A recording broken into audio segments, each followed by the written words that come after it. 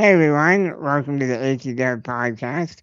So happy to be joined today by Kelly Berger and Avery Roberts, hosts of Real Talk podcast. And thank you for being here today, guys. Yeah, thank you for having us.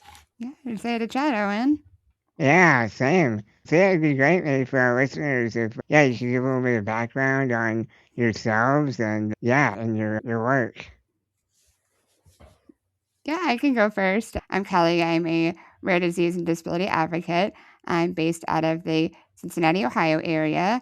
I live with the rare disease called congenital muscular dystrophy. I'm also a power wheelchair user. My free time, I love to go to concerts and festivals and a big traveler. So that's a little bit about me. Yeah, awesome. And I'm Avery Roberts. I'm also a disability and rare disease advocate.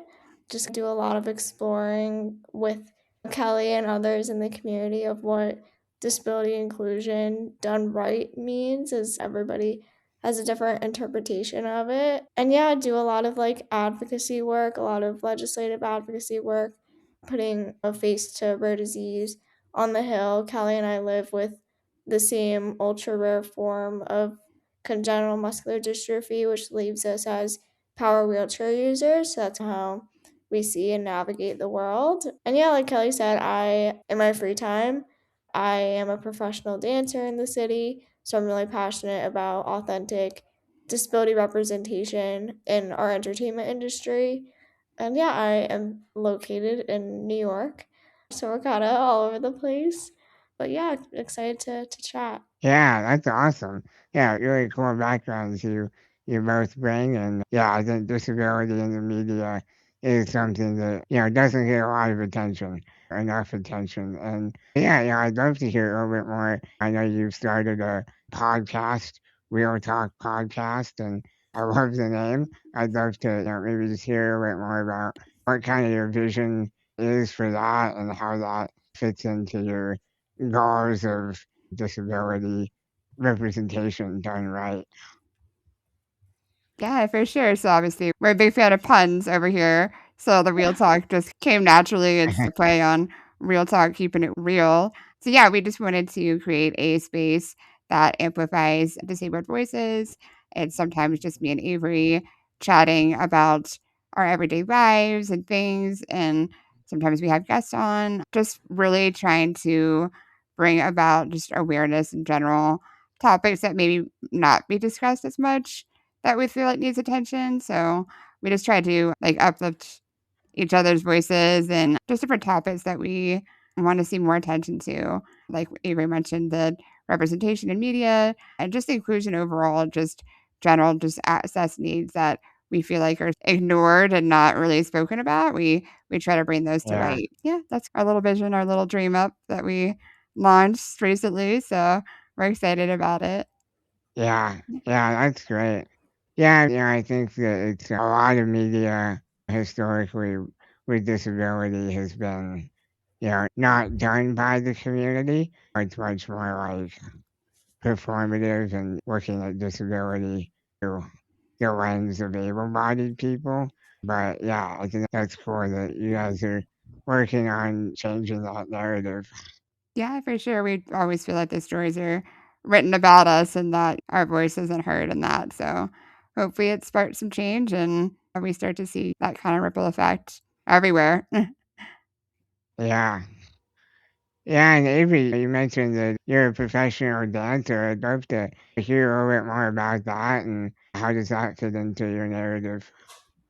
Yeah, it fits into my narrative a lot. I've just kind of, I think my experiences are what drive me the most and drive my passion the most. I've been fortunate enough to have these high profile experiences that most people don't get to have. And I'm really grateful for it. And it's a huge step for our disability community, but they are often the experiences that need the most education. I think a lot of people think that they are the ones they're probably the most accommodating, but really I would say, the complete opposite. I was fortunate enough to become the first wheelchair user to dance on the Radio City Music Hall stage. Oh, And that wow. was a huge pivotal point, not only for my dance career, but also our community. It was around like 3,000 people who got to witness that history being made. So it was really cool. And I'll never forget that time.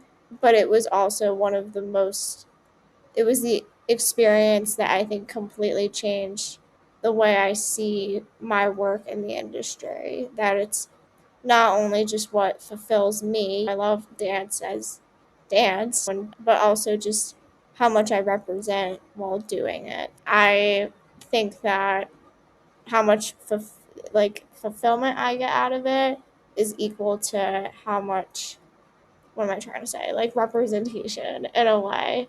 And so I hope that every time that I get on a stage or in front of a camera, somebody's perspective is changed. And I have definitely seen how far our industry has come, but there's just much farther that we have to go. Yeah. And yeah, just everything from the actual performer to behind the scenes and backstage. Like, I think I would love to see more access coordinators being a part of production, because I think so often we're our own access coordinator when really we're just being paid to do our job, whether it be to come prepared to dance to, or if you're an actor, being knowing your lines, like that kind of stuff. But we're not paid extra to make sure that the set is accessible or that it like actually works for us. So I would love to see more of that. I would just love to see more disability creatives in the writer's chair so that the stories that are about us are actually written by people who experience that every single day. And Yeah. so it's just all these different facets and all these different areas that I think a lot of people don't think about, as well as the audience experience. When you look at like the ratio of like how many accessible seats there are compared to just normal uh, Yeah. seats, it's insane. Yeah. And so there's just a lot to it. But yeah, I'm really grateful to be able to be among the few people who are changing that for our industry. Yeah, that's really cool. You brought up some, yeah, a lot of really crucial points, and I'm curious to learn more about your dance career and how does your disability inform how you express yourself through dance? Because I think that on the surface it might seem that being in a power chair while dancing could be difficult or maybe even a limitation. On the other side, I can also see how creative limitations allow for more, like more thoughtful expression. And so I'm curious, how do you view that? Yeah, so I get that a lot, not gonna lie. Yeah, It's definitely like a societal like misconception. But what I've learned, at least, like I would say a limited movement, but like it's not as severe as what I've seen. I have danced with people who the only thing they can move is like their eyebrows. I remember yeah, there was one girl in a dance camp I did a long time ago when I was getting back into dance, that like that completely opened my eyes to like anybody can dance. That it, you can have the slightest bit of movement and you're dancing. And I think a lot of people don't think of it in that way. The way I view it is that my disability can like add something to a piece. I'm a power wheelchair user, and so I have all these different features for my chair, like being able to elevate, being able to recline, and that kind of stuff. And I think that just adds something to what we can use in a piece. And luckily, I've been able to partner with choreographers who really emphasize that and are willing to work it into a piece, because sometimes it's rare to find those kinds of choreographers, but also choreographers who don't just trying to figure out the balance between translating what I might be able to do to an able-bodied dancer, but also working it in seamlessly. So it's just kind of something that I've had to learn over time. And so I view it as just a cool thing that adds to my talent, Ah, which I think a lot of people wouldn't think that. yeah, that's a really great perspective, and yeah, I think it is a societal misconception, and yeah, it was certainly a form of ableism where if your body isn't exactly whatever, you don't fit the form of whatever it may be. So yeah, that's really cool, and that's a great avenue for advocacy. And yeah, to that end, maybe I'd love to hear a bit more from you, Kelly, on advocacy looks like for you. And I know you've done a lot of work in advocacy. Yeah, how does that work for you? Yeah, I think for me, I'm more into like access, whether that be like architectural barriers and just being able to get to your community. So, like for me, I'm actually just shy of getting my ADA coordinator license Oh, certificate. So, cool. really excited to have that officially here soon to be able to properly. Obviously, I have very vivid lived experience already, but to add to that, credentialing is going to be exciting. But yeah, I just want to improve access all the way around, just being able to get into buildings, to get around festivals, to wherever it may be. I just feel like there's so many different barriers with either ramps or elevators or just all the different things we have to navigate. And it's just really hard. It can be discouraging. And I think a lot more mobility device users would attempt to do more public outings if things were easier. So I'd love Yeah. to be a hand in trying to build a more accessible, inclusive world. That's something I'm really passionate about. Is music in general has been my lifeline, just getting through hard things in life. So I definitely am also about improving access to concerts and festivals, whether it be like in arenas or just little small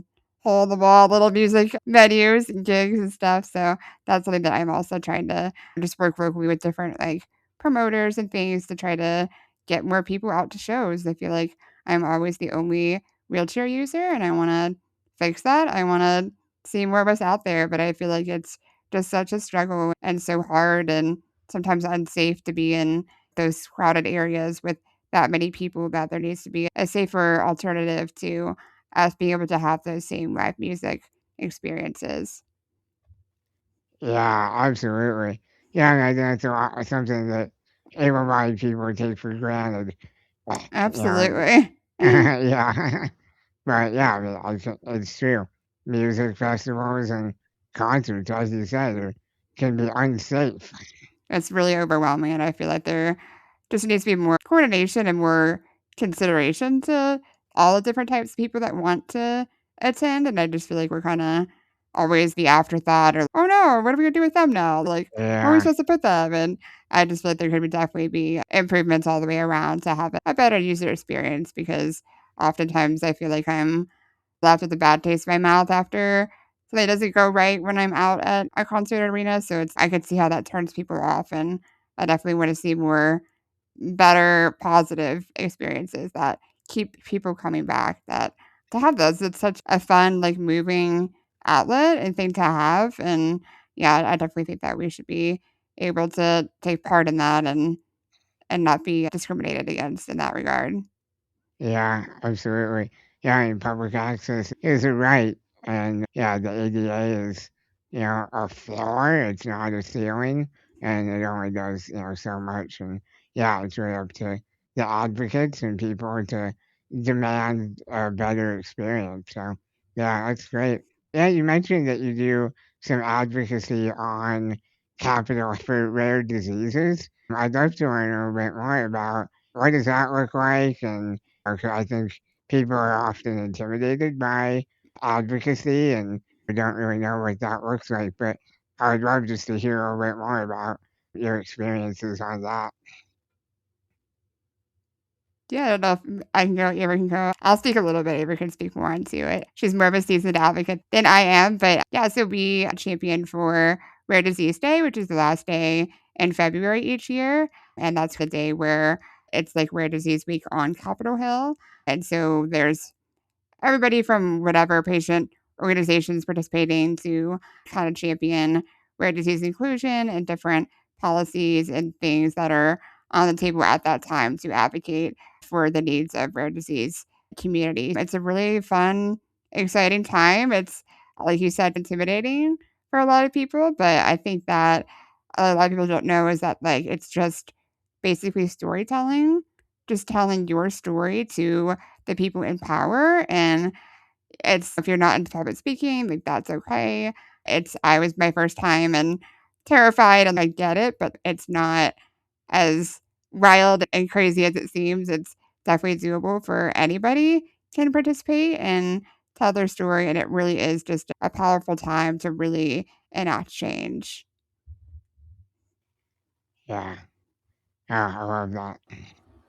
Yeah, for sure. I think, like Kelly said, I completely understand why people would be intimidated by this sort of thing. But what I tell people is that the staffers you're speaking to, it's rare you get to speak to the actual member of Congress, but if you do, it's just another conversation. They're just like you. They're an average person. As much as it might be intimidating, I tell people that you're the expert in your story, and that's all you really need to know. Of course, it would be probably helpful if you knew all of the what's happening on the Hill or legislatively, but it's not absolutely necessary. We've also seen the power in numbers and collective action. And so if you don't even feel comfortable speaking, which is absolutely fine, just being there and just showing up makes an impact. And so that's what I tell people too. But yeah, we've just seen that if we want to see meaningful, lasting change, then we need to raise our voices. We need to show up in this way and really humanize the issues that we face every single day. And so we go to Capitol Hill, we meet with our legislators and their offices and just create that relationship year round to connect our lived experience to public policy in the rare disease community and the disability community as a whole as well. So I'm actually heading down to DC next week. I don't know when this episode is airing, but for Rare Disease Week next week, and I'm really excited to join in with the rest of the rare disease community and take over Capitol Hill basically. It's a really cool and fun time. I love that. Yeah, we're definitely areas right around then for visibility. Yeah, wonderful. Thank you both so much for your time today. This has been such a interesting conversation, and I really feel like I've personally learned a lot. Yeah, thank you both for that. And for our listeners who want to learn more or connect with you, where can they go for more information? Yeah, so on my personal socials are just at the Kelly Berger, my name. And then obviously if you want to check out our podcast, we'd love that too. It's at the Real Talk Pod. Real Talk Podcast. Yeah, to echo what Kelly said, my socials are it's either Avery Roberts or Avery Nicole. I don't know. You'll find it. Or even it's on the Real Talk page too, I'm sure. But yeah, Kelly and I love connecting with others, so please don't hesitate to reach out. Awesome. Well, yeah, thank you guys, and thank you to our listeners. We appreciate you. And if you like this episode, please subscribe and share, and stay tuned for the next one. All right. Thanks, everybody. Bye bye.